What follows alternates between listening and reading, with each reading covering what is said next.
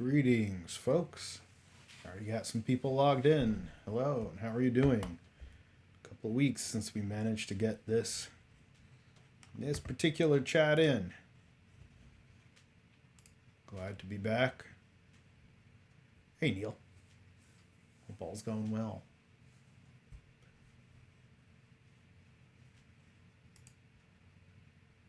There's Peach. It's been a bit. Well, I got to see on a little bit the other day. That was great. Good you popped on. There's Wolf.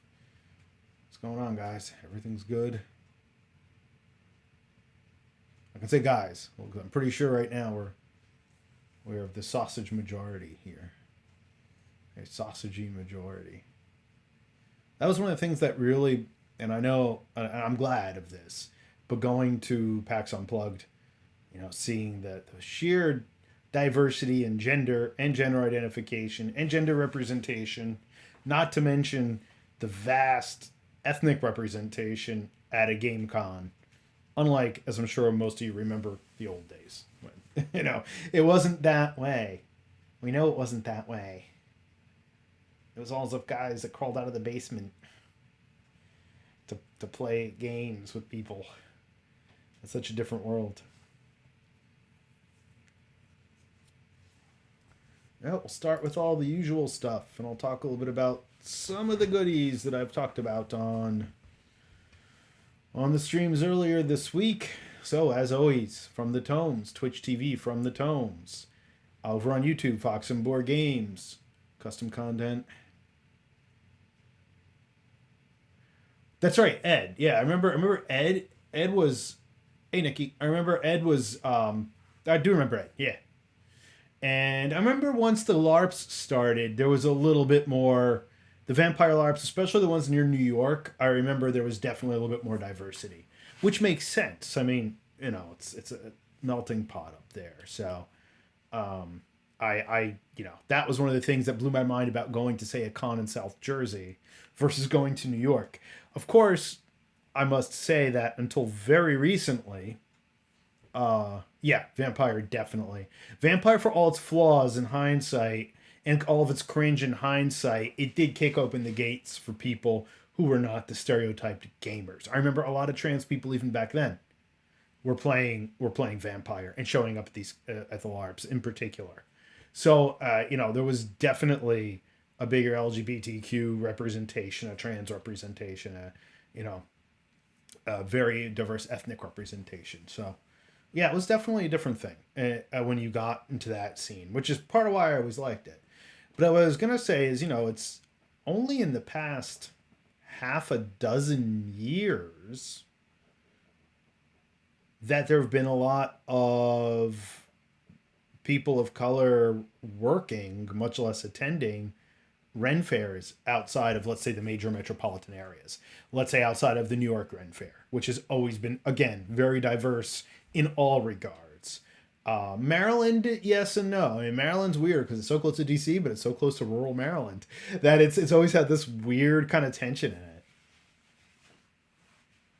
Oh, yeah, absolutely. Oh, yeah, at the time, Vampire was the only game that had this acknowledgement of cultural differences and LGBTQ and all these things that, and all these things that were, the early 90s were not a thought of representation. It just wasn't a thing. So, YouTube, Fox and Board Games. Now, this is going to be a very loose chat. Yeah, it's true. It's true. foxandboardgames.com. We'll talk about that in a little bit. Twitter, Instagram, Facebook, at Fox and Board Games. Please like, subscribe, support. It means a lot to me and to my work if you subscribe to these different things, if you follow my YouTube, if you go onto my Instagram, both of which have become pretty active. Facebook is ubiquitous. I'm not even sure it's effective at this point, but it's ubiquitous. Twitter, I do still have the Twitter. I do still twit on occasion, but I see this kind of dwindling. Now, Mike Pondsmith, was he the Battle Lords guy?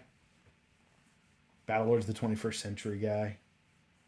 I hung out with him at Gen Con for a while. Yeah. Oh, the Gypsy. Yeah, the Gypsy source book. That was really bad. That was Cyberpunk 2020 was with Mike Pondsmith. Okay. So I remember I met the Battle Lords. I think Neil met him too at a Gen Con the year we went. He was a real character. He's ex-military. He's really kind of a wacky guy. Like, really, and he said some really kind of strangely uncomfortable things, like jokingly. But I was like, you're pretty crazy, dude. You know, I was like, okay, this game makes perfect sense for you. I think I still have my Battle Lords and my Slay Industries books. Well, Cyberpunk Red Book's out. I haven't looked at it. Like I've always said, the issue with Cyberpunk to me was always that it was an all or nothing. You could either get killed by a guy with a knife on the street, or you had to drop a hovercraft on somebody to kill them. You know, it was this weird. I mean, maybe that was the feature, not the bug. I found it very hard to run in that regard. That I had to hit players with things so hard that it was almost like this crazy overkill. Or if they weren't severely jacked out and had all the cybernetics and increased AP body armor and all this, you could you could just kill them. They would die accidentally, Which okay, maybe that's realistic. Look at a guy wearing full ballistic armor. He can wade into a firefight against a guy with an AR-15 and come out.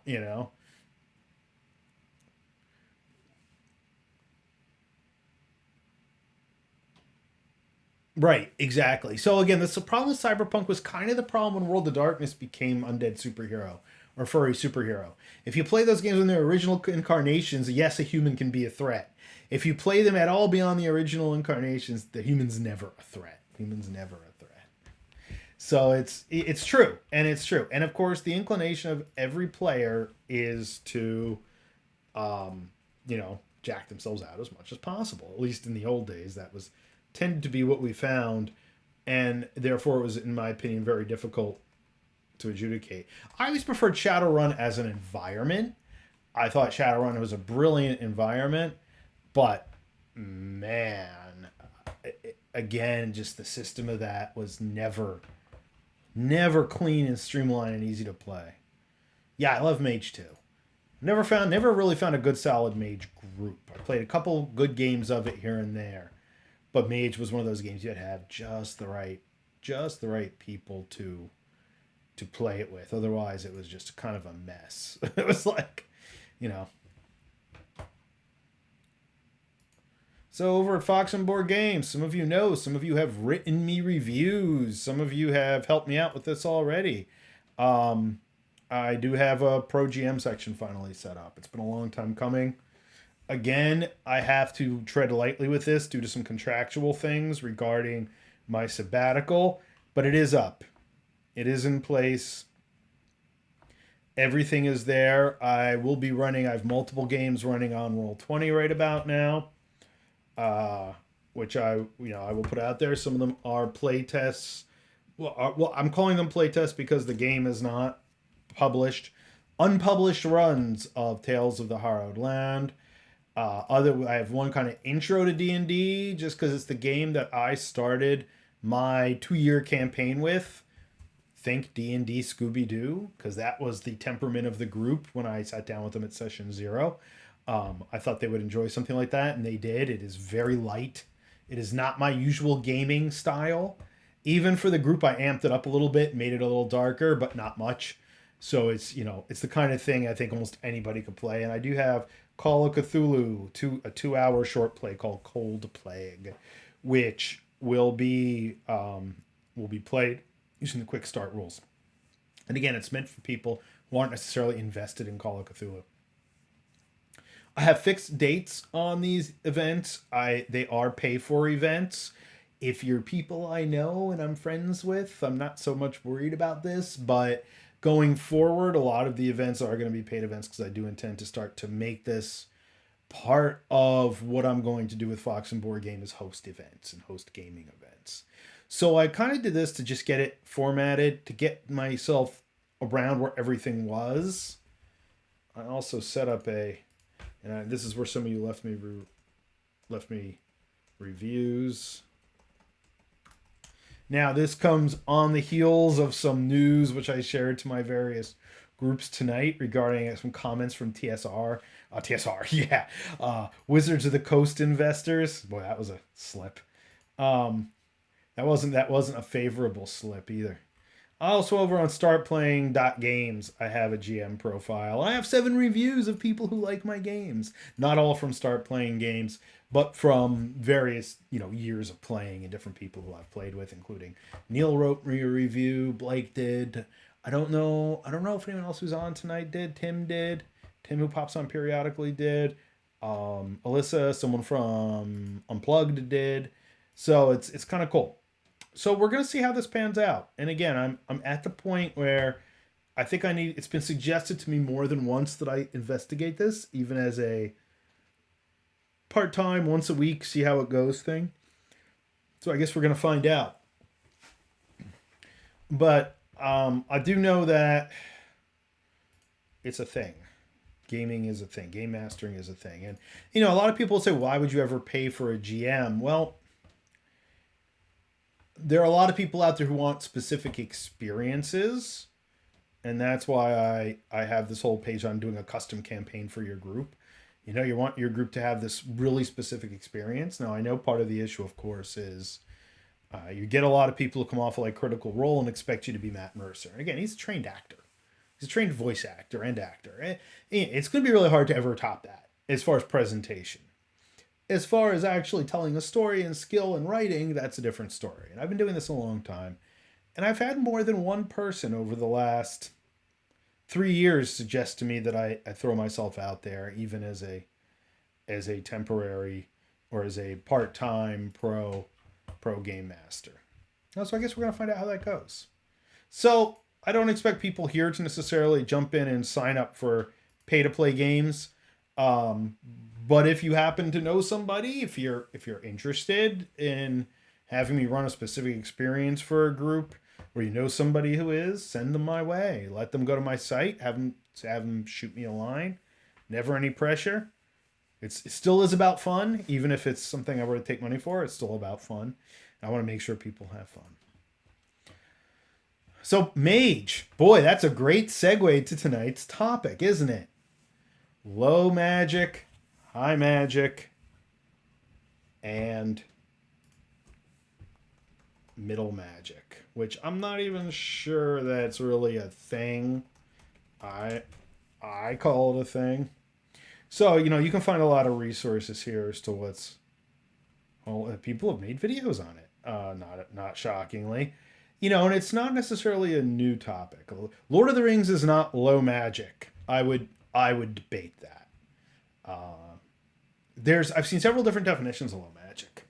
The first of which is that magic is there. It might even be known about, but it is extremely rare. I would consider the Lord of the Rings books low magic, because the only magical thing in there is whatever it is the wizards do. Elves don't consider what they do magic. That's just elvish. I think that's the one thing that we have to we talked about this in the magic items talk.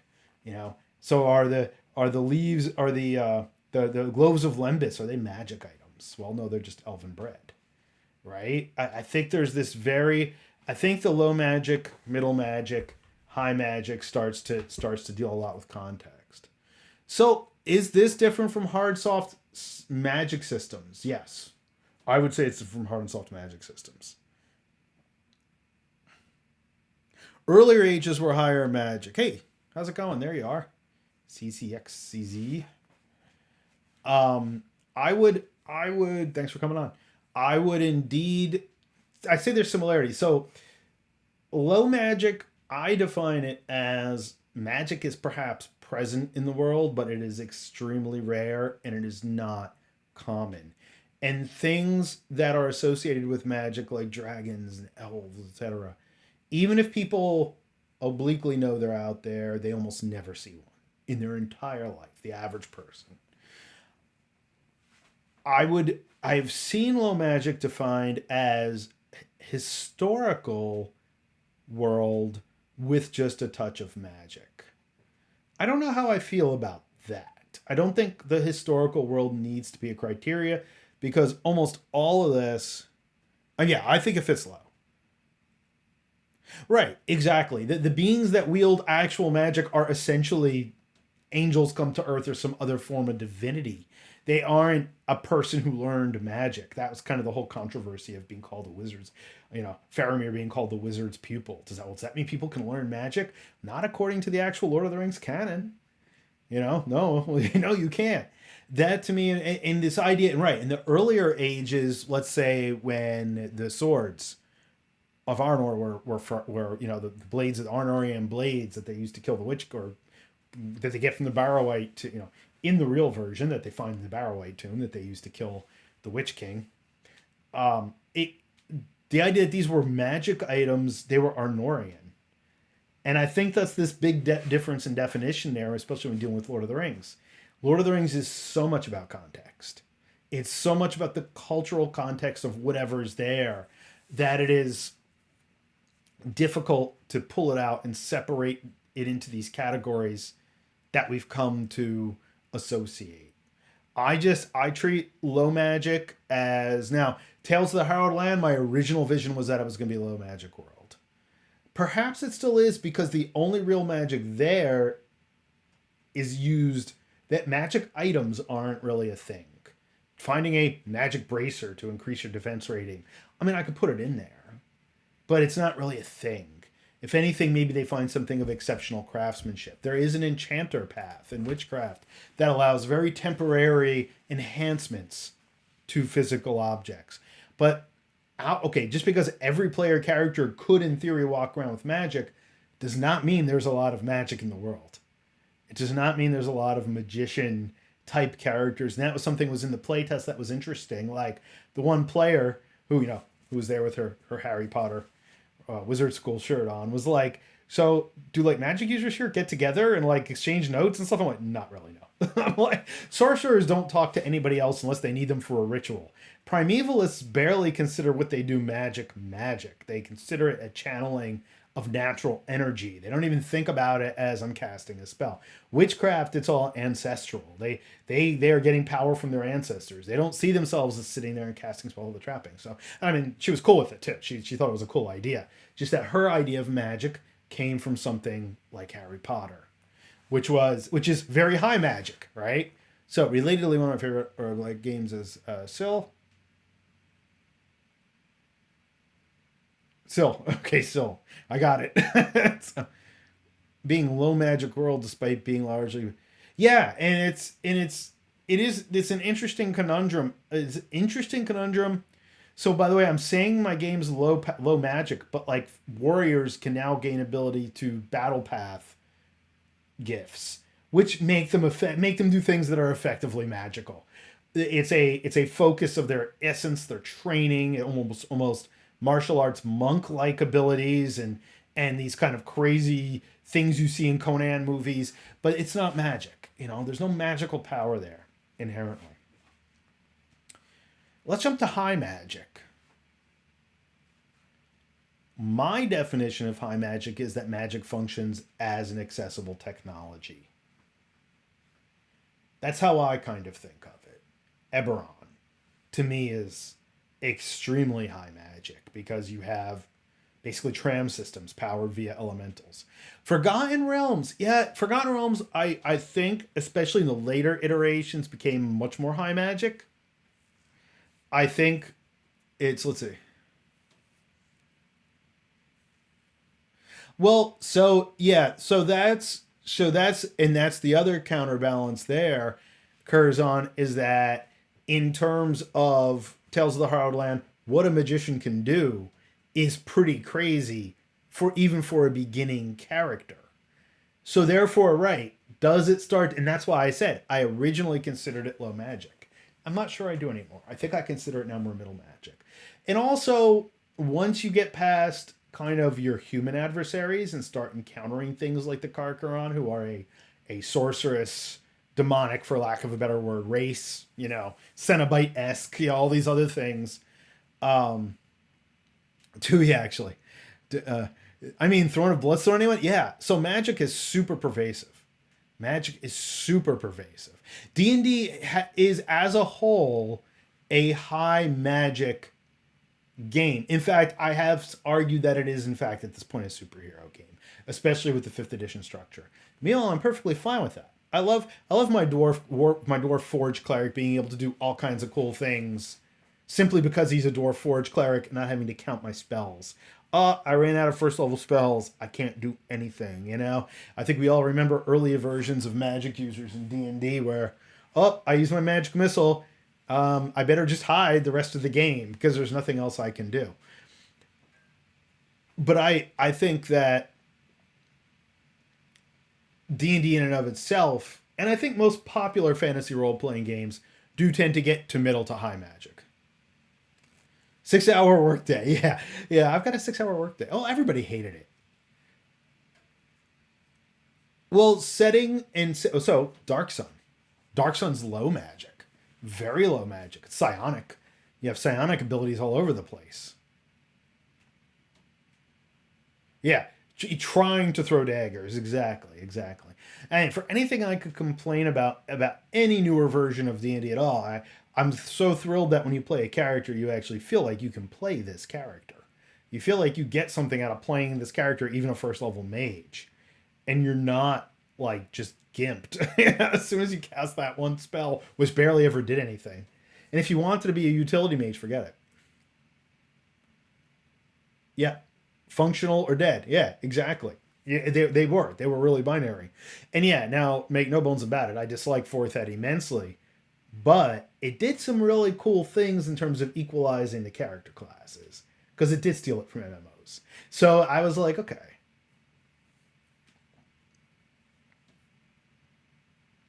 yeah, exactly. Well, I would argue that D&D, for no other reason, becomes high magic because of the reliance on magic items. And I think we talked about this in the magic items discussion that they do replace technology effectively, right? They're utilitarian as well.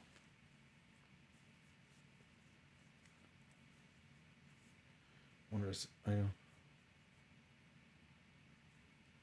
So that's really an interesting point.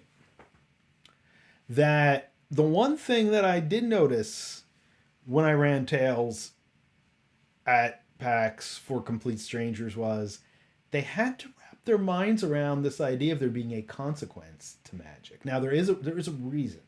There's a reason in the world, and I actually wrote up for the first time the past 2 days. I wrote up the narrative background in a very consumable form as to why the world is the way it is and why it's the harrowed land and this is something I don't feel any playtest group has ever really gotten to, and it's no fault of their own because I haven't really had it in a form that's digestible. I've had it in these long assembled stream of consciousness notes that I do give the players access to, but I absolutely did not expect them to really absorb it because it's not anything that was meant for other people to read.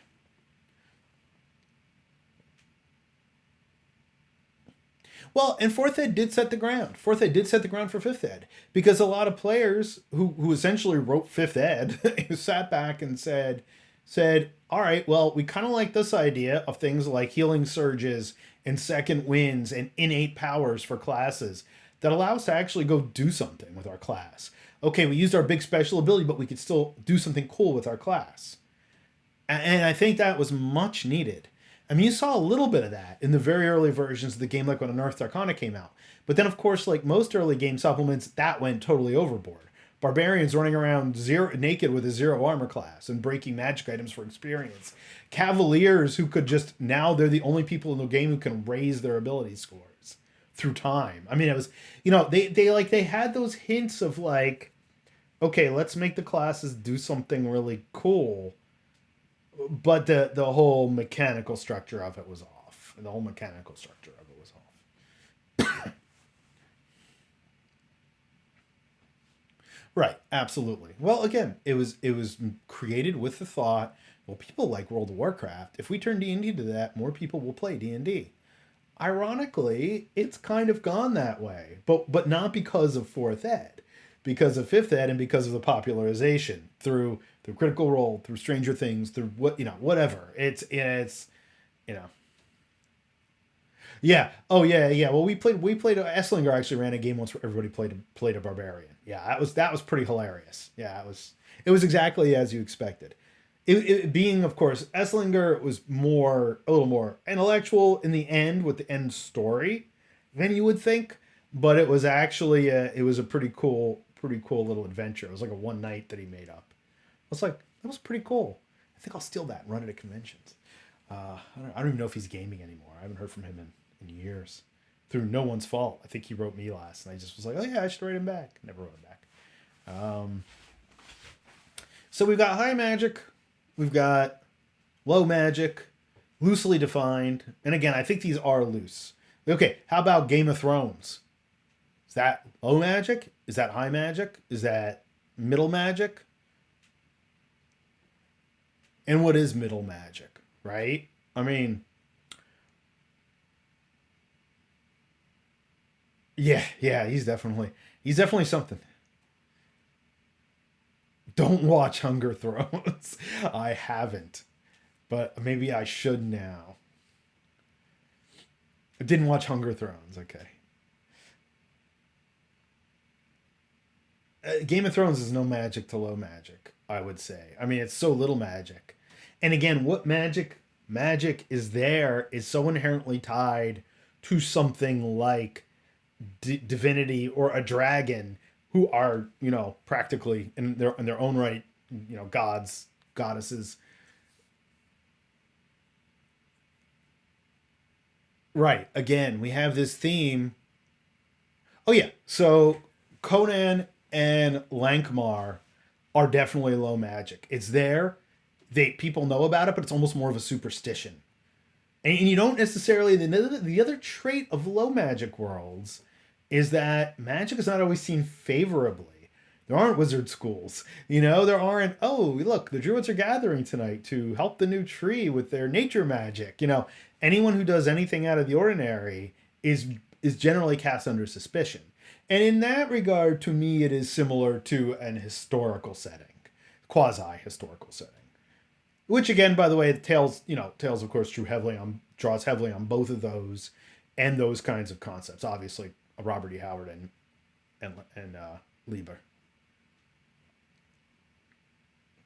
No, you never actually saw the wizards do any magic, and that was always the wonderful part of the wizards in the Lankmar series. So, but then we have Harry Potter, right? Which is ultimately high magic. I mean, it's fantasy. It's a modern fantasy. I mean, I would say it's almost its own genre of magical fantasy and literature, for better or for worse. 'Cause I know there's all kinds of awful complications surrounding, much like when we talk about Lovecraft or Howard. Unfortunately, you know, Harry Potter now is like one of those things where you're like, can I still like it? I have a lot of trans friends who I have a trans friend who has Harry Potter has a house insignia tattooed on her, a Ravenclaw insignia tattooed on her, and it's like, well, what do you do about that now? You know, and it's complicated. It's always complicated when people come screaming out as really kind of unpleasant people, but middle magic. So where is middle magic? Does it even exist? Is it even a thing? I would define middle magic as a transportation circle. Yeah, exactly. Um, what what would even define middle magic? And I think this is the toughest. And I've seen this on quite a few threads that I've looked at where people have said, well, middle magic kind of is just, yeah. And a world that's middle magic that I could think of. I would say first edition Greyhawk would be middle magic because it didn't have this ubiquitous overriding. It was more like a medieval world. It was more like a 12th century European world with magic users and magic items and monsters. And there was definitely more in there than say, yeah, that's the one I can think of, and that's probably why it's still one of my favorite settings to run D&D in, because it is middle magic. It's basically our medieval world or a Tolkienian world with a little bit more magic in it. And I would argue that that's probably a good standard for Middle magic. Now, so Middle Earth, according to the books, is low magic. According to Middle Earth roleplay, and even some of the subsequent games, I would definitely say Warhammer Fantasy RPG. Yeah, I don't know. What do you say about that, Neil, and Tom, and everybody else? Because Neil, I'm asking Neil because he runs Warhammer. Yeah, Palladium. Actually, was the other one I was thinking of. But Warhammer Fantasy, I would agree, is middle magic, in that it's there, but it's not D&D level magic. Though I would argue that because my warrior priest can turn a whole room to ashes pretty efficiently if he doesn't kill himself doing it first. If he doesn't blow up doing it first, which is, I think, again, there's that. I think in high magic, I think one of the demarcations of high magic is that there's usually no consequence for using magic. It's so controlled. Right. Right, exactly. Age of Sigmar RPG's high magic. Yeah, I haven't looked at Age of Sigmar yet, but let's see.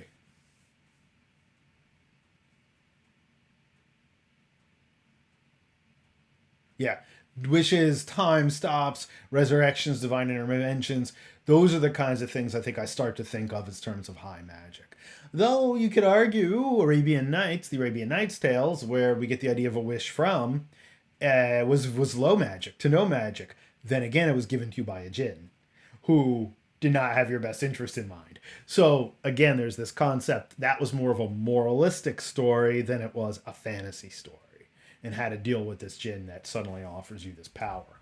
And I think that's one thing that I do find. We'll see. Yeah. Iron Kingdoms, I vaguely remember looking at some point. Either Neil showed it to me or somebody showed it to me. I don't remember who showed it to me, but somebody showed it to me. So I'm going to change my work share away from my Roll20 games over to, I don't necessarily have I don't know if I have any images. I have charts. I'm going to make a chart of this. Not really. I was thinking of I was thinking of charts when I teach audio production, I teach decibel levels. Let me get the decibel level chart up. Let me get the magic grading chart up.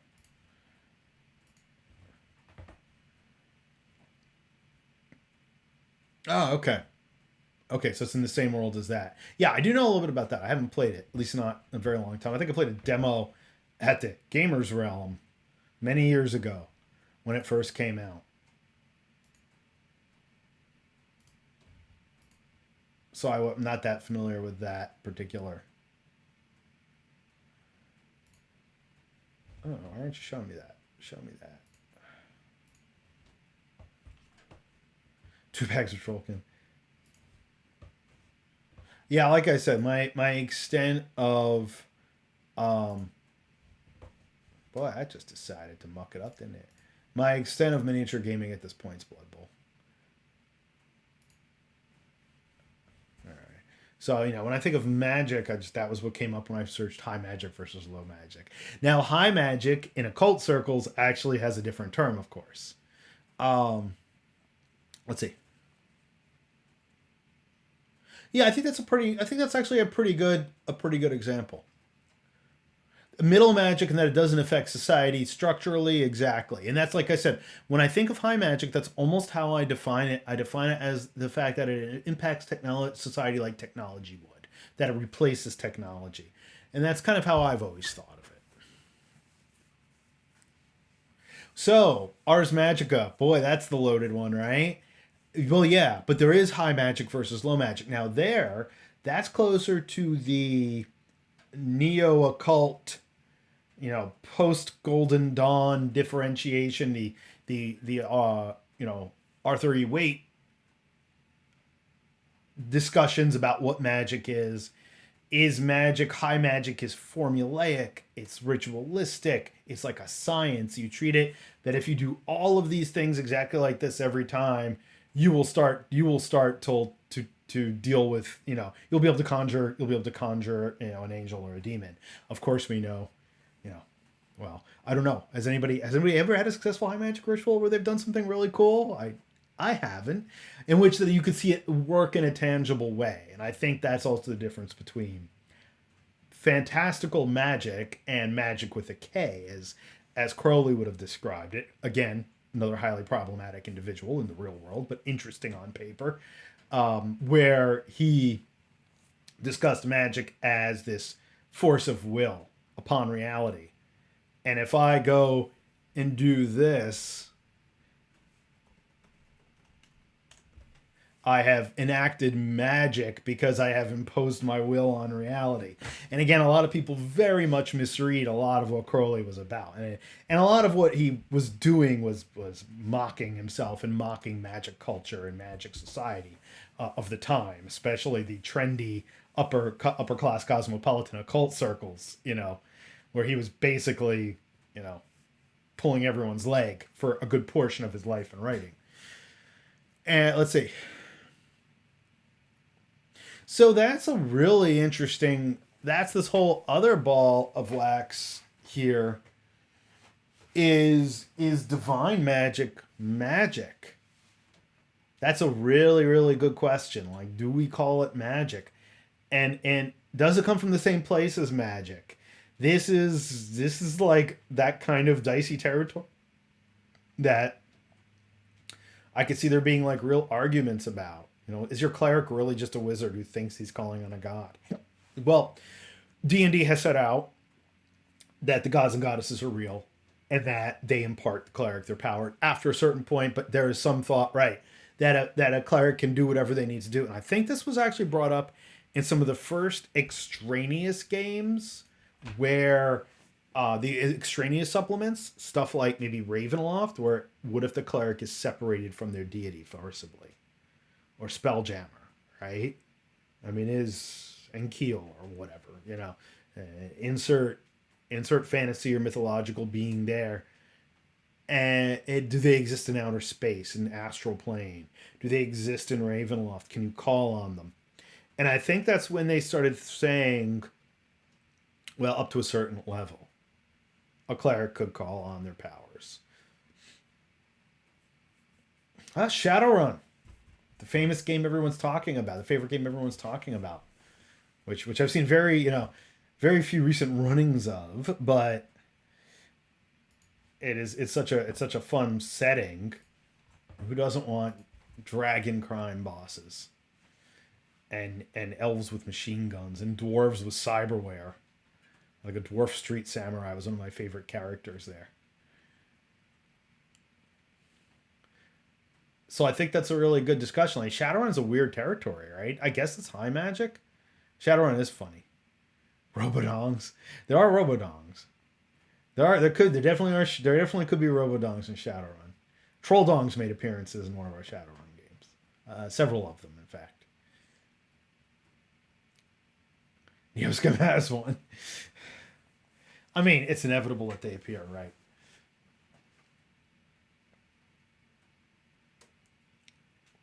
Well, so and that's the weird thing about it, and you pegged that perfectly. Oh, they definitely have them in Cyberpunk. Yeah, they have to have them in Shadowrun. They definitely have them in Cyberpunk. That's. I think there was a whole source book where they, one of the early Cyberpunk 2020 source books where they got into all those things. So yeah, it's kind of a weird high magic thing. Rune enchanted, rune encrusted, rune enchanted Robodongs. Yeah, well that's a new one. Is Blake here? Is he not chiming in? This is what his characters have always wanted in those games. What everyone's characters always want. Um, no, they're not specific in Shadowrun. There's no sex toy supplement in Shadowrun like there was in Cyberpunk, or a section of a book that dealt with that. Yeah, that's the D&D version. Don't try to break the staff. It'll unleash a cataclysm if you break the staff. Excuse me one second. I'll be back. One moment. I just have to stoke a fire, and that's not a euphemism.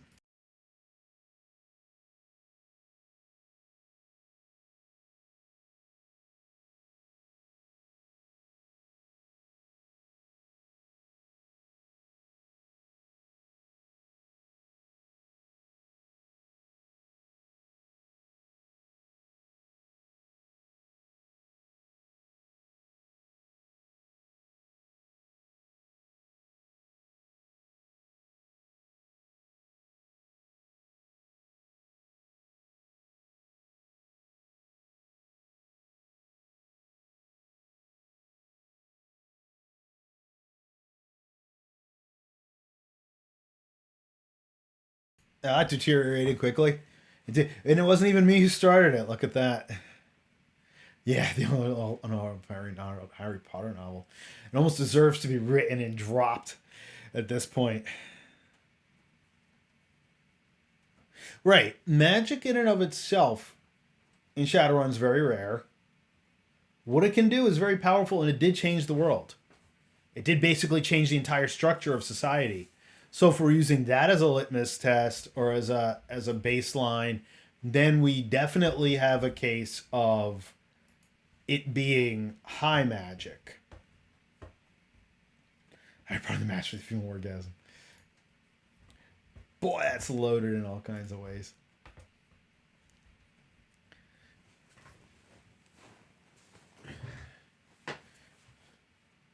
Yeah, exactly. Yeah.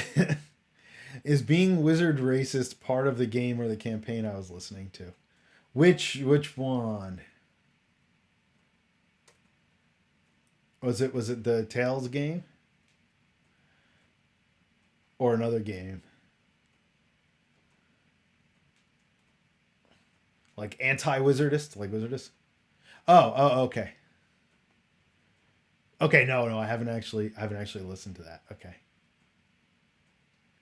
I think it depends on the flavor of the game and the character.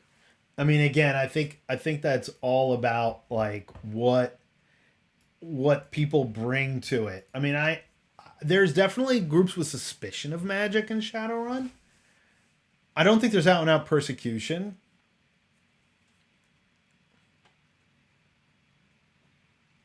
Yeah, well, that's true. Okay, so that's true. Is that part of what really changed the Shadowrun universe? What changes the Shadowrun universe are these iterations. Yes, I think in Shadowrun there are places where being a wizard is not legal or not favorable. It's been a long time since I've read or played Shadowrun. That I've seriously, I think I leafed through one of the newer editions in PDF form. Again, love the game. I just find that no version of it has ever taken care of some of this really clumsy rulesy stuff.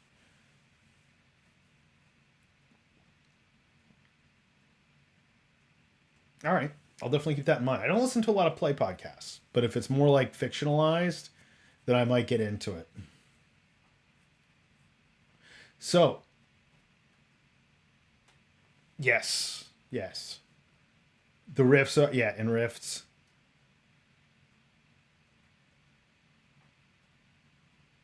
That is the downside, and that's what I generally found with Shadowrun is that it needed more rules, but as soon as you started adding more rules, it became almost this slog to play. Oh, Deadlands. Deadlands is another interesting one. I don't know who's played Deadlands. Deadlands is, by the way, I classify with Shadowrun that I love the world. I've just never been able to play a quick streamlined game of it, where a single combat doesn't. Savage World, yeah, Savage Worlds is a great system, and it's funny because the Savage Worlds version, yeah, I haven't checked that out. I should check out Savage Worlds.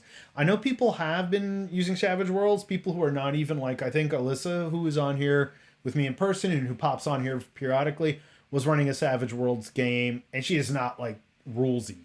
She doesn't need it to be this mechanical exercise. So, well, and Deadlands is another game, and you know what?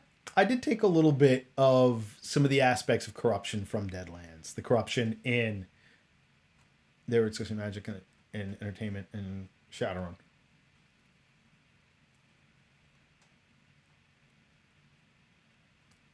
That's true. Magic was regulated. That's true. I did kind of forget about that. Well, Unknown Armies, right? And we've played Unknown Armies with Neil. And Unknown Armies is this totally different world. Again, that to me is kind of almost its own thing. I can't even. I mean, it is a magic system, but it's so tied in with everything else.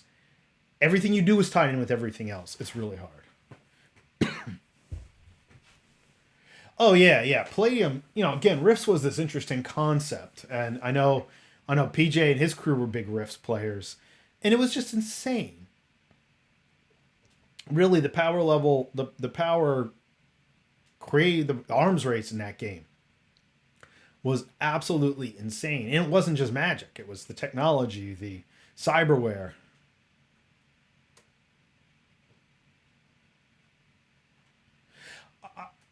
In a way, I agree that Unknown Armies did a lot of the things that White Wolf slash now Vampire the Masquerade. I don't know if they even call it World of Darkness now. I don't believe they do. But if World of Darkness had really thought about all the changes they made every time, Unknown Armies is a fan. And well, part of it's the writing. He's a professional writer too, and it's you can really tell when you read Unknown Armies. And I haven't read all the way through the newest edition. I had read the first editions back to cover, cover to back. So yeah, you can check out Savage Rifts. But yeah, that's right, Neil. I did forget that there are entire areas in Shadowrun where magic is heavily regulated. But it's kind of like everything else. It fits a cyberpunk or a modern society, right? Yeah, we spent a lot of time in Waffle House in Unknown Armies. Everything was perfectly normal in Waffle House. It was the only place that everything always seemed to be perfectly normal. Well, I remember, I don't know if I met any of you when I was working at the hobby shop and running the game section, but um, the I had Rifts there because it was a big seller, and I never played it. And people would come in and talk about Rifts, and yeah, it's like churches in Highlander. Well, it was specifically Waffle House in this game. It was specifically Waffle House. It was set in Miami or set in Orlando, in Disney World. That's where Unknown Armies game was set. We were all Disney World employees. And we could escape by going to Waffle House and be out of the all-seeing eye of Disney. Yeah, that's Neil. That was Neil's idea there. I told that to somebody at one point who was a big White Wolf player, and they were asking about Unknown Armies, and I was like, I think of like White Wolf esque with a little bit of X Files, with like a little Neil Gaiman thrown in. Yeah, and by the way, our last game was about the occult underground of Disney. He was just like, "What?" I was like, "What? What?" I'm like, "Yeah, that's our game, the occult underground of Disney." So,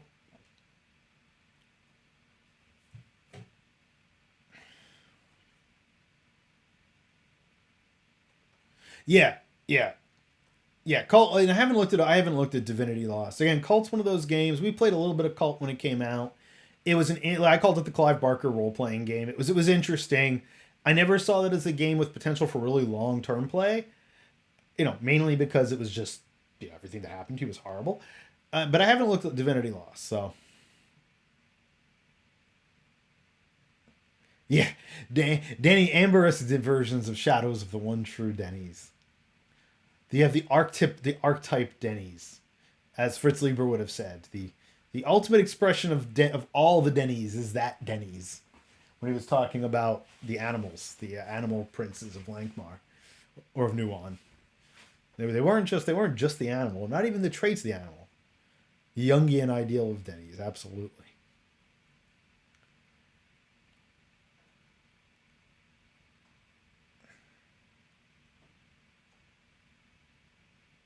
Well, right, and I think that was kind of a trend of the time when you were looking at like the Dark Horse comics and all of that kind of stuff, and Neil Gaiman's writing that effectively all these supernatural elements and grades of them exist because humans need them and create them, but they create them and they're real, versus this abstraction of, well, we create this god to explain this or this goddess to explain this. Yeah, Cult was definitely the '90s goth club S&M kilt role playing game. It definitely had all that going on too. But that was part of the whole marketing. But yeah, I haven't looked at the new version. I don't know much about it. It would be interesting to take a look and see. Edgelord modern occultism.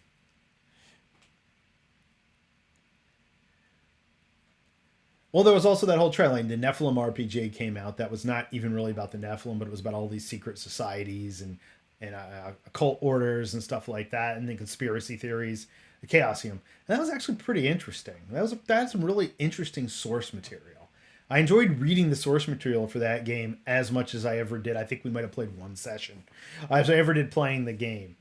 And a lot of the games of that era, that's what I find that I really enjoyed the research, the writing, even Unknown Armies. Like I definitely enjoyed playing it with Neil. It was never the sort of thing I thought I'm going to be running Unknown Armies next week. It's such a niche game. I mean, maybe I should because it is such a niche game, right? So chill is interesting because chill endures in this weird place in my heart because it was maybe after like D&D and Gamma World and Star Frontiers and Call of Cthulhu, the first like non D&D game I picked up. And of course, I think I even still have one or two of those really early source books. And I can't even say that I thought it was a great game. Yeah, it was actually kind of the first horror RPG. I think Call of Cthulhu was already out, but it was very mythocentric. But this was, kind of the Hammer horror film RPG, where you met the werewolf who was the Wolfman, basically, or the variations of Dracula, who are all the variations of Dracula you know from the film. And it was actually pretty cool for its time. Yeah, they had like a version of the creature from the Black Lagoon, and they had Elvira narrating one of the source books. It was really it fed into the whole thing, and it was really interesting. It was never a game I thought you could take very seriously, nor did I think it took itself very seriously. Because there were a lot of jokes in the books, like about the game. Like yeah, this is a movie monster game. Well, yeah, Chill was hard. Chill's horror in the cinematic sense, in the modern genre sense. Call of Cthulhu, you shouldn't have jump scares in Call of Cthulhu. You shouldn't ever, and again, this is one of those arguments I have with people about modern Cthulhu cinema. You should never see the monster. As soon as you see the monster, it's done. Like it should always be something just out of sight. It should always be something you know is there, and you know that you can't defeat, but you're never sure exactly what's about to happen next. Yeah, it's the last thing, right? Exactly. That's always how I've treated it. That if there's a reveal of a monster, it's. But yeah, exactly. That's right. They did, didn't they? Well, that's like the game Nightlife. That was out simultaneous to or before White Wolf. And some have argued it was the better system for playing werewolves, vampires, mummies, ghosts, whatever.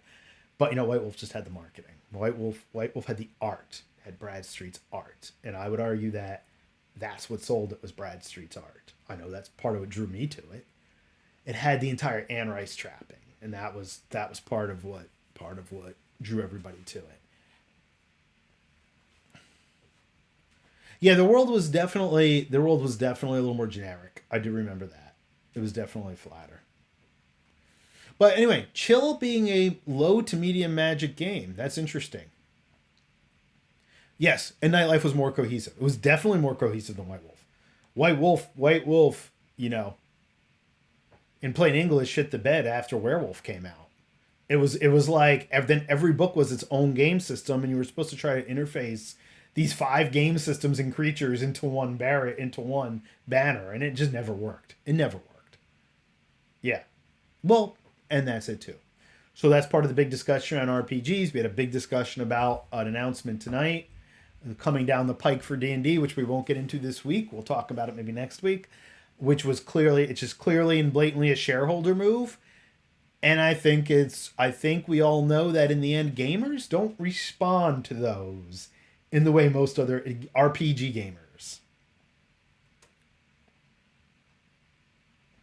And they originally had said in the first edition, they had said that they were going to be making this integrated world.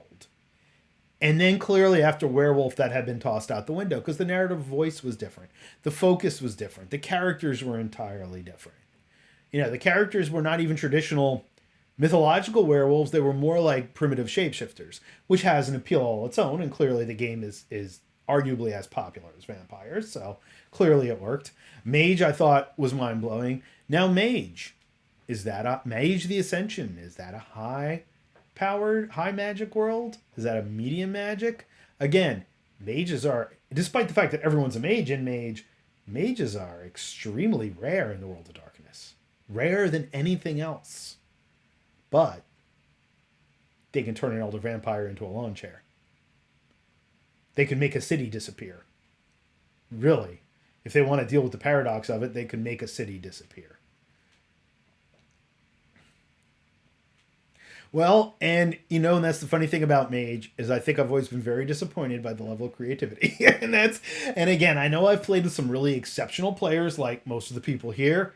Not only say most because I haven't played games with everybody here, but I've also played one or two Mage groups that were well, right. Phil Brucato's pretty deep into the whole. I don't know if he's uh, ETO or OTO or if he's part of another. You know, I know he's a pagan, but I don't know if he's what magical practitioner. Right. Here, he pulled a lot of chaos magic out. He pulled a lot of those sorts of theories, a lot of hermetic magic theories out. Well, and that's the thing. A really creative player with mage is unstoppable.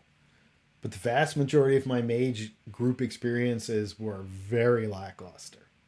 And I think that's just simply, that let's not forget most people in games need a spell list. And that's not bad. I'm not saying that derisively. I'm saying that because they need a spell list. They need to know what they can do. They need to know the parameters of their magic. Mage is what you sit down with when you have a person who says, there's this overarching structure. Let's see what I can screw around with. I find musicians and programmers excelled at mage. That's the one thing I did notice.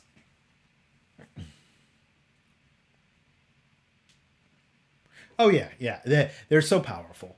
I mean, I don't even know if it's fair to say they're high magic, low magic. It's this whole different thing.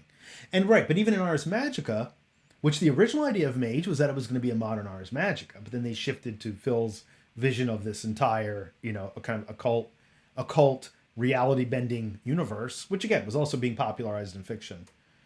Um, that even in Ars Magica, there are low magicians. There are hedge magicians. There are magicians who do things. Yeah, you're a luncher. Exactly.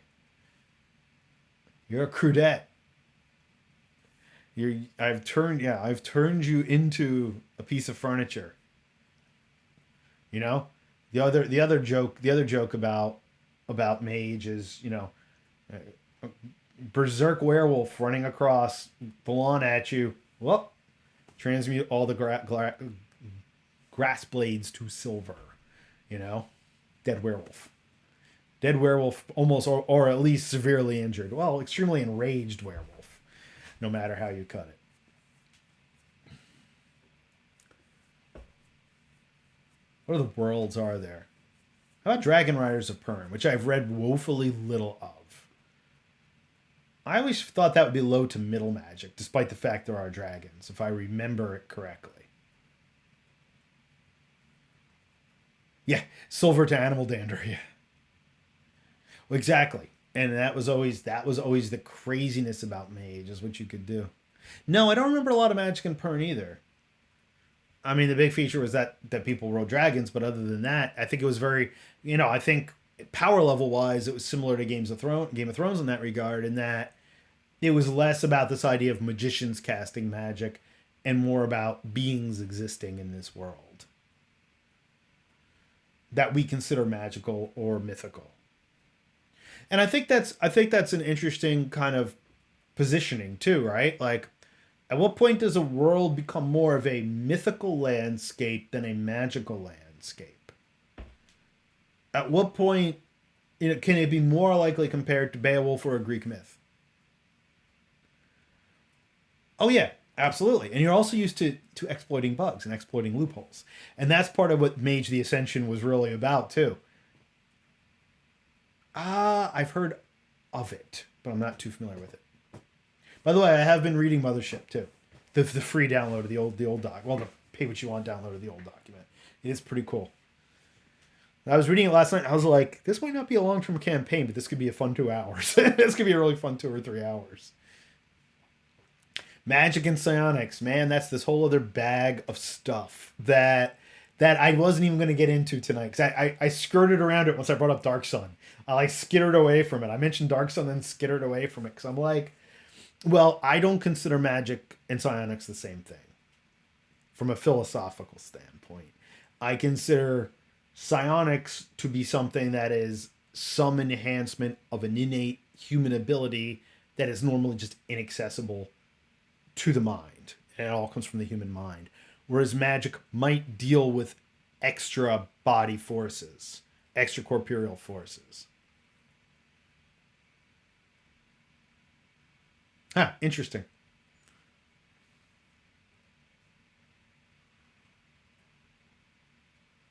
Well, I mean, psi functions a lot like magic, and we can argue that a lot of things that we would perceive as magic could be psionic.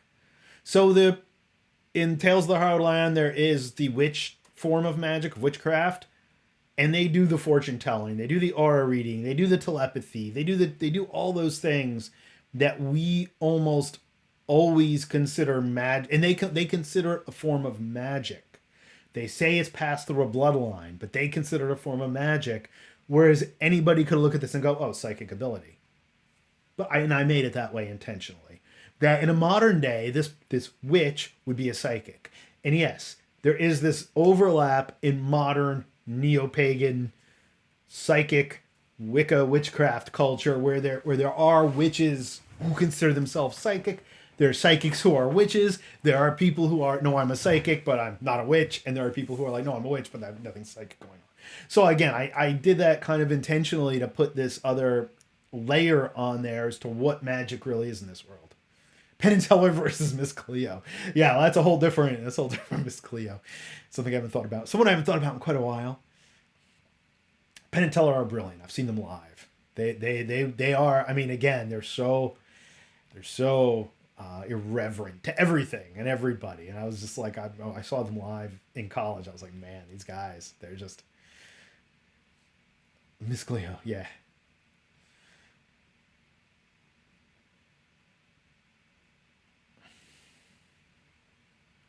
And I think that's kind of cool. And I think it's cool when you have a system that tries to embrace all these kind of cultural interpretations of what magic is. Because that's a big thing too, right? Like, let's look at our own world. All right, let's set a baseline that there is a supernatural element to our own world. Whether you believe it or not, that's fine. I'm not worried about that. But let's set a baseline there is. If I go to Africa or even New Orleans and talk to a voodoo about how they're doing what they're doing, and then I go to the OTO temple in New York City and talk to them about what they're doing, they're going to have these entirely different interpretations as to what magic really is. In voodoo, it's the ancestors and it's the loss. But let's see. So right, and well, Shadowrun even did that. Shadowrun had the shamanism and the magic, and that started to kind of become their own forms after a while.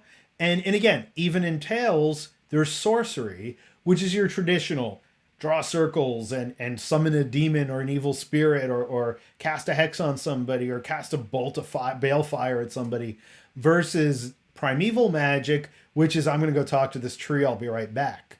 Does the guy who go and talks to the tree, does he considers himself probably like a shaman figure, considers himself probably a nature priest or druidic figure? Does he consider himself a magician? When he says magician, he might be thinking of the sorcerer. So I've really made the shamanism versus hermetic is the only flavor at this point. Okay, that makes sense. Because there is this even in modern, occult practice and pagan practice and all that, there is this big differentiation. Those similarities between Deadlands, mad science, shamanism. Well, mad science, was it magic? Hucksterism, is it magic? I guess it is, because it all story lies on the Manitou, right? If I remember correctly. At least in the early versions. It all still could cause you to become corrupted by the... Yeah. Yes, that's right. I think that was one of the big defining. It's weird how all the stuff creeps back up from your subconscious from... I can't remember half the time what I made for lunch. But I'm like, oh yeah, this rule on that page of the first ed D&D book? Yeah, sure, yeah, I remember that. Yeah, I can visualize. I'll tell you what page it's on. Maybe I'm not that good, but it's pretty weird how this stuff comes in terms of recall.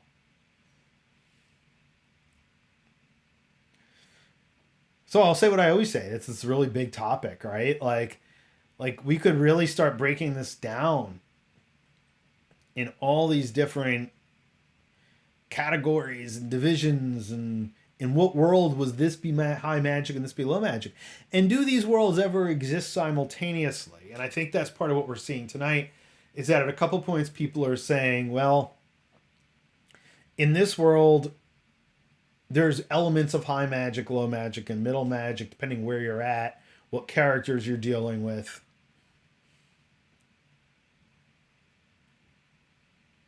You could make those in D&D. Yeah, for D&D, that's a big payoff. I mean, D&D is yeah, exactly. No, you know what? I had done it. I had done it at one point. I worked up this whole kind of alternate D&D world where magic was treated very differently, where certain level spells were almost like this, you know, a hedge magic. You could just kind of do it. I mean, now they had cantrips. This was before cantrips, where there's this kind of, you know, cantrip type thing you can always do versus, you know, summoning the pit fiend had to be this 5-day ritual that everybody had to live through to get to it. So this is something I've always been interested in. I think there was a joke on my text chain earlier. So, you know, are we finally going to get to learn how to summon a demon with D&D magic in the upcoming game in Blake's game?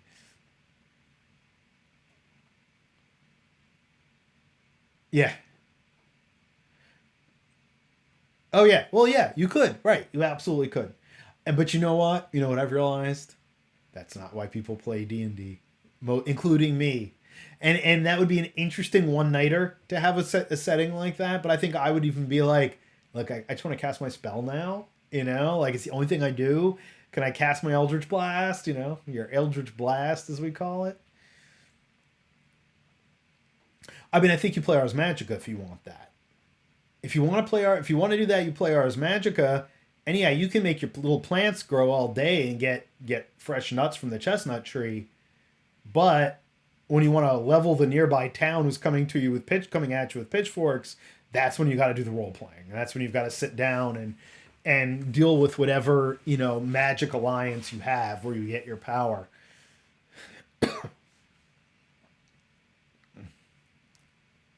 Have the cleric recite for yeah. I mean, again, I've been in these heavy role play games that are like almost pseudo larps where I could totally see that working, but no, to play Thursday night D&D roll 20 with Tom, Blake, Neil, and Pam and Diana, I don't want to do that. I want to just cast my you know, cast my dumb sacred flame and wound the zombie. You know, like that's all I want to do. Like I'm not here for anything historical. I'm not here for anything. It's a different game. It's a different thing. Yeah, but when I've played Ars Magica or when I've run Ars Magica, I'm like, all right, well, write me your spell. You know, tell me how your spell works. Write what you're saying when you cast the spell. And yes, remember that Latin. You have to know the Latin. Yeah, that's true. Well, right. Some of us do have macros. Some of you do have macros for your spells. And yeah, and unknown armies. Oh, I remember like a 10-minute narrative for unknown armies. How my character contacted his ancestors. That was part of the game. That's just how you did it. That's you know. Yeah, Carthago, Dylan Deist.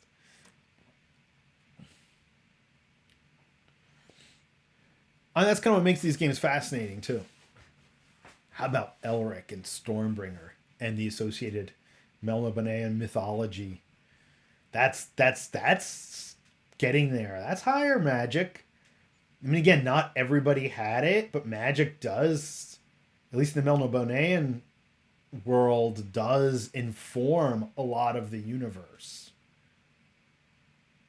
And if I remember correctly, I mean, there was Elric who got most of his powers through Stormbringer, but there were sorcerers there that were pretty dominant in certain cultures and pretty competent. Of course, even in Conan, the Stygians probably don't consider it a low magic world, right? They're like, oh yeah, we have magic. We have it all over the place. We have to sacrifice people to our snake god to get it, but you know, hey, what's the big deal? We can do that. That's not a problem.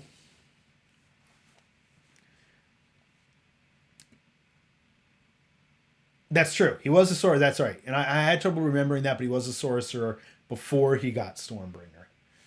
And part of the only reason that he could even manage Stormbringer as much as he was able, which wasn't a whole lot in the end, but I would definitely say that I would say it's middle magic. I'd probably say Milibana is middle magic. I don't know if I'd go quite as far as high magic, but again, the magic that's there is pretty powerful. Spoilers, yeah. Yes, in case you're gonna feel your 50-year-old novels ruined. Have a good one. Yeah, I'm gonna run in a little bit too. But thanks for this. Thanks for coming on. Thanks for coming on, Neil. And everyone, thanks for coming back after 2 weeks of tumultuous life. Yeah, the week of PAX, though, I just had so much to do, and I was just like, by the skin of my teeth, I got it all done anyway.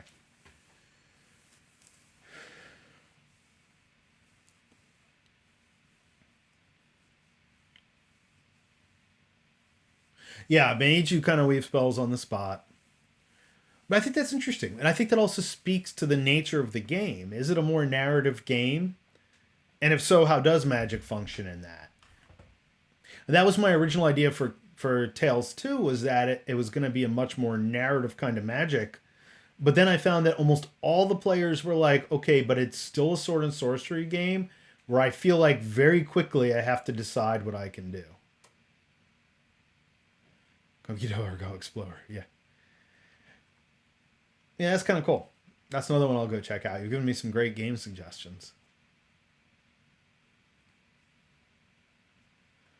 And again, that's the sort of game I think it takes a particular group of players to really want to play that way too.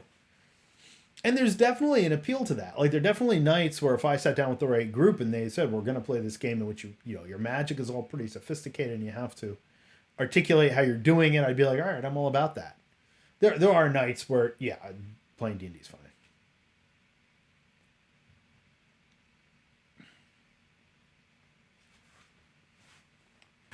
Yeah, mage is like any magic system you want on methamphetamine, not even crack. It's like on meth, because it's just like anything you think that you might be able to do and figure out, you do it. I mean, maybe it's more like magic on LSD because it's definitely got that kind of surrealistic quality. Yeah. Okay. All right. So that's that would definitely be the high magic scale. That's pretty cool. Right, and D&D is basically a variation of tables. That's really what it is. The magic in D&D, and it's variation of scales, in a sense, if you want to say that the magic does work in a kind of homogenous fashion. And I find in the most recent editions it's even more homogenous. And on one hand, I really dislike it. On the other hand, it makes things so much easier. Pathfinder still is a little more of that crunchy old school feel in terms of magic, which I really appreciate. But again, Pathfinder is to me not at this point analogous to D&D. It's its own game, and it definitely takes a certain group to want to play it. And again, I like as a game, as a character creator, I like Pathfinder a lot more. It's running D&D a lot easier, absolutely.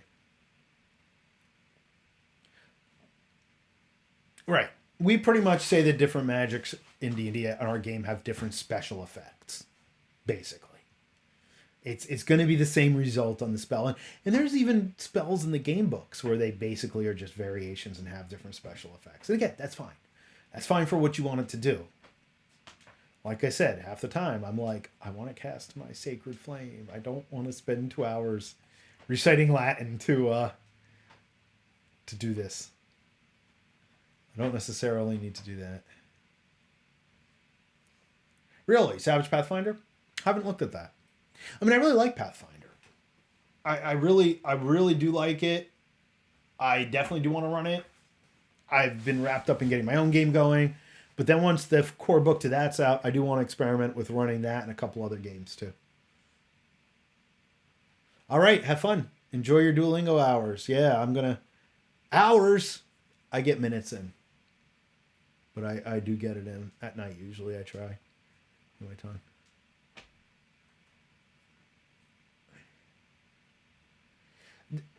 So Pathfinder is basically D&D 3.5 improved. Really. It's become its own world. It's become its own thing. It's become its own game. But it is core off of 3.5. Oh, learning Latin for the spells? Yeah, definitely. Yeah, when we play Ars Magica, you'll have to get, don't worry, all the Latin is provided in the Ars Magica book. That's the joy of Ars Magica, is it takes as much work to play as it does to run. And that's what I always tell people whenever they say, I don't like to play Ars Magica. I'm like, you sure about that? You really sure about that? I don't think you are, because you do really spend as much time building your covenant, which is your group of characters, because you sometimes play multiple characters, and your main player character, and then their grogs, who are your servants.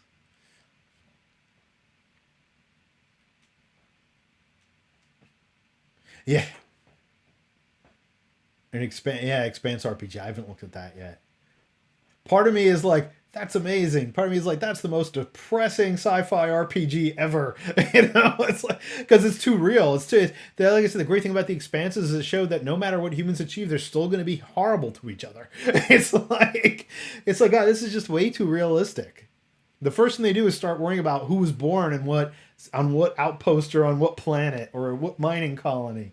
Oh, they're not as good as us because they're from Mars, right? But it's realistic. It's how humans have treated each other for 5,000, 6,000 years. And it's sad. It's sad because we could be doing so much better. All right, folks. I think I'm going to start wrapping it up for tonight. Thanks for coming on. I appreciate it. Glad I was with it enough this week to do this much. There were even a few moments today where I was like, I don't know. I'm pretty out of it. But I was like, you know what? You got to get on at least for an hour. And people want to chat, and I'm thrilled with that. I'm absolutely thrilled with that.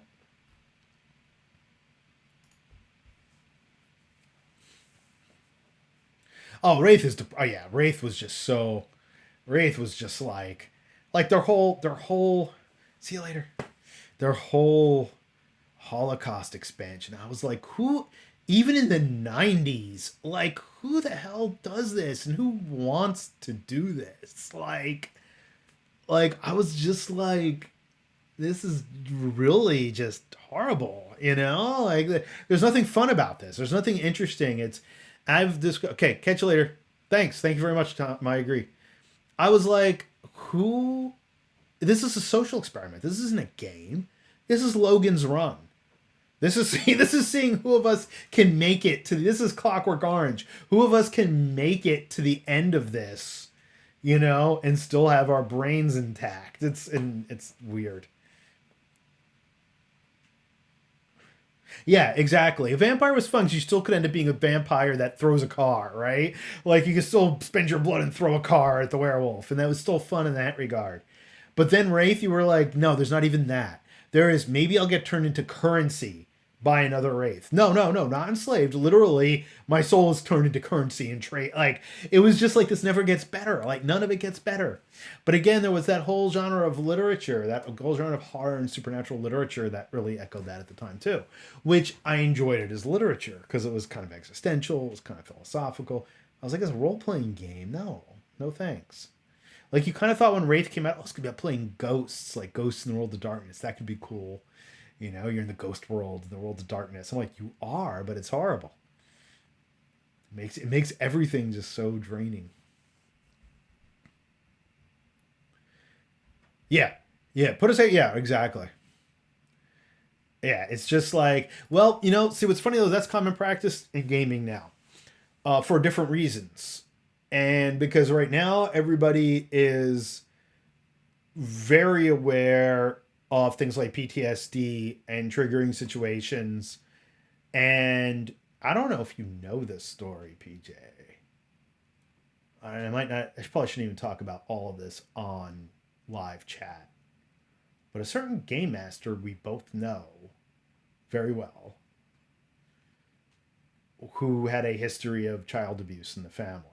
And you probably know who I'm talking about now, which is tragic. And it actually explains a lot about problems this person had.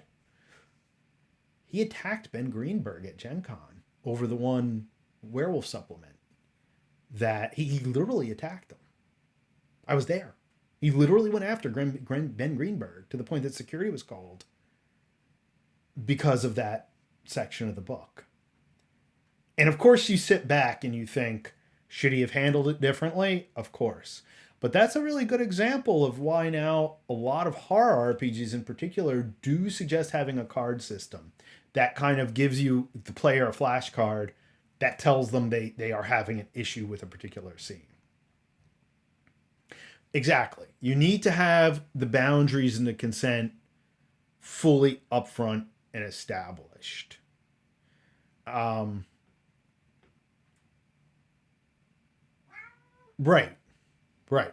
Stoplight cards. We've talked about that, Nikki, and I was actually reading a little bit about that for cat. What are you doing here? For running public games. What? You want to come up here? No, I'm getting meowed at. Um, it's usually a sign they're about to get into trouble. Meet Nandor, the skeezy cat.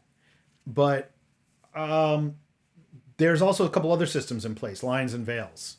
You establish hard lines and thin veils. Like, so what are the sections that Modern Cult does that? Okay, yeah.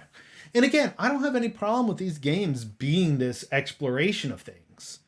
And I think for some games it's worth it. Like a lot of our vampire games got really into territories that could have been uncomfortable for some players. But we all knew each other really well. And we knew where to stop. You know, we knew when somebody was starting to get upset, it wasn't my characters upset. Like they were getting really kind of upset about this situation. And we knew that. And again, like on one hand, I can look back at that situation with Ben Greenberg and think that our favorite GM who ran vampire games in New Jersey for quite a long time, who I won't mention his name on our live stream, I can understand him having that response. And again, should he have? And again, there were a lot of other problems with this guy that were not related, that may have been related to that, but that evidenced in other ways, including hard substance abuse and all these other things that made him difficult to be around. But should he have handled that situation differently? Yes.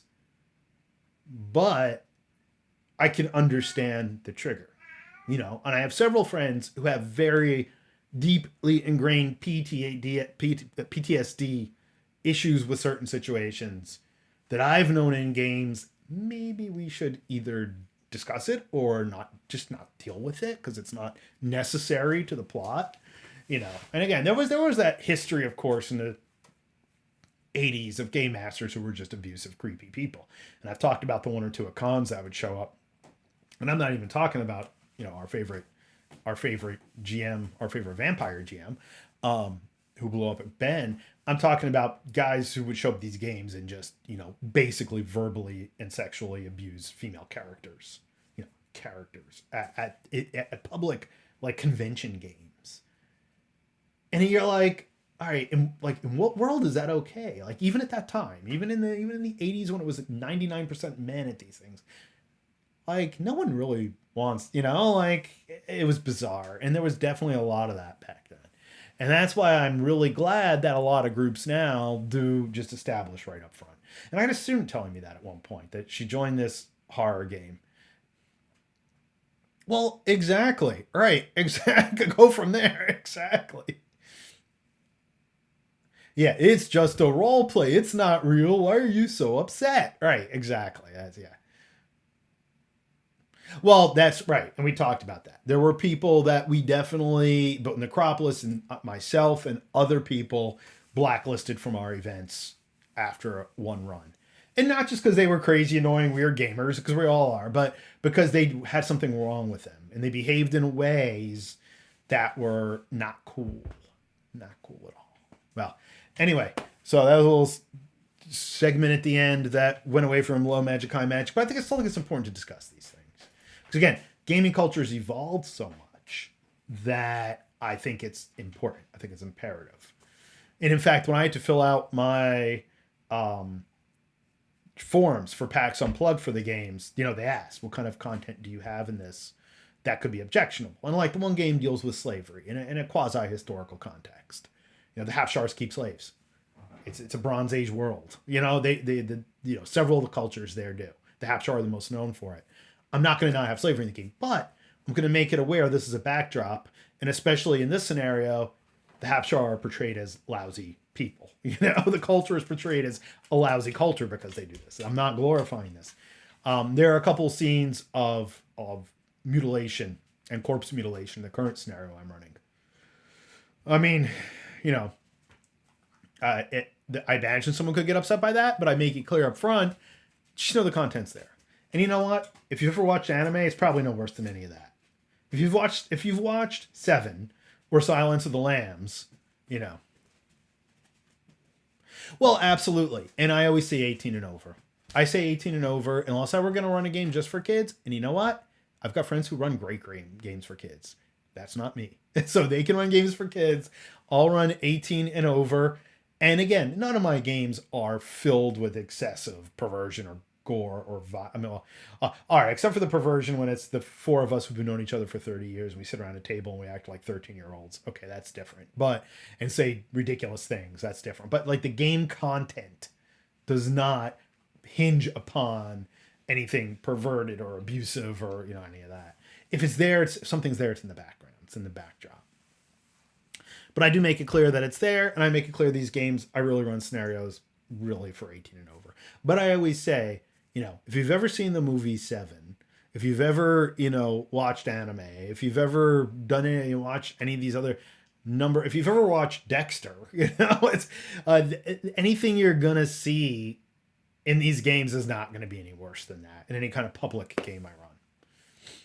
Now, there was a game I played years ago called The Land of the Exotic and Erotic. And I was like, all right, I'll try it, And it was much more tongue-in-cheek than anything else. But there were points at that where I was like, and it was run by a woman.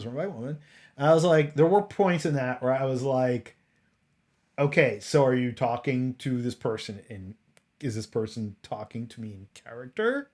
Or, and it's that weird kind of boundary where you're like, yeah, I actually spoke to Gehenna Gamings quite a bit at PAX Unplugged and Games on Demand, both of them. And I definitely want to check out their formats a little bit more. And I did speak to the Gehenna folks and I was interested in doing some stuff with them. So I'm hoping that picks up. All right, and with that, thanks for tuning in, everybody. I really appreciate it. Thanks for chatting. Thanks for lurking. From the Tomes, Twitch TV. From the Tomes, Fox and Board Games. On YouTube, check it out. Subscribe, follow, whatever you want to do. foxandboardgames.com is the landing pad for all my good stuff. Twitter, Instagram, and Facebook. Until next time, Wolfie. At Fox and Board Games, I'm available at all those. And thanks a lot, everybody, for liking, subscribing, following, supporting. I appreciate it a lot. It's great to feel like I'm getting back to some normalcy after at least several weeks, but more like a month and a half of this being very sporadic. So hopefully we'll get back to it. I'll see y'all later. I may be on tomorrow during the day, especially if the weather gets as bad as they say. I was going to go out in the morning and do some Christmas shopping, very little bit that I'm doing, and get it done. But I think holiday shopping, because it's not necessarily Christmas, for some of the people I'm shopping for. But I might end up staying in because they're saying mixed precipitation until the afternoon. So we'll see. Maybe I'll come on for a little bit tomorrow. If not, yeah, okay. So I might see you tomorrow if I make it on in the late morning, early afternoon time frame. If not, until next time, have a great one. Thanks.